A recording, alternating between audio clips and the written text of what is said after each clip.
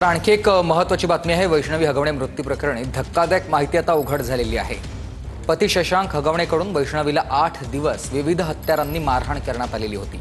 वैष्णवी हगवणे मृत्यू प्रकरणी एक धक्कादायक ही माहिती उघड झाली आपण बघतोय। पती शशांक हगवणेकडून वैष्णवीला 8 दिवस विविध हत्यारांनी मारहाण करण्यात आलेली होती।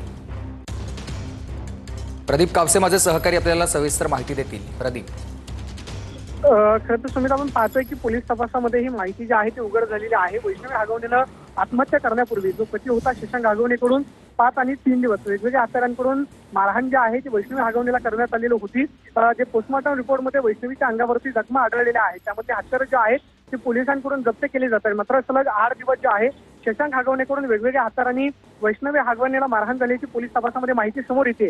दुसऱ्या बाजूला हगवणेचं जे बँक अकाउंट आहे, हगवणे परिवारातील सगळ्या सदस्यांचं बँक अकाउंट जे आहे पोलिसांकडून गोठवण्यात आलेला आहे आणि त्यांच्या पिस्तुलाचा परवाना जो आहे तो रद्द करण्याचा सुद्धा अहवाल जो आहे तो पोलिसांनी खरं तर पोलीस आयुक्तांना पाठवलेला आहे। मात्र ही धक्कादायक माहिती पोलीस तपासामध्ये समोर आलेली आहे।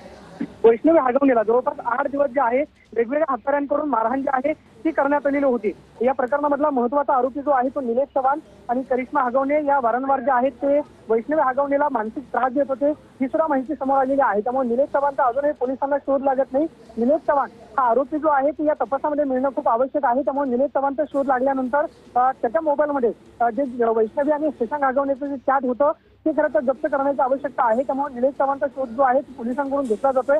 मात्र जी माहिती पोलीस तपासामध्ये समोर आलेली आहे ती म्हणजे सलग 8 दिवस शशांक हगवणेकडून वैष्णवी हगवणेला वेगवेगळ्या हत्यारांकडून मारहाण जी आहे ती करण्यात आलेली आहे। नक्कीच धन्यवाद तुम्ही दिलेल्या सविस्तर माहितीसाठी।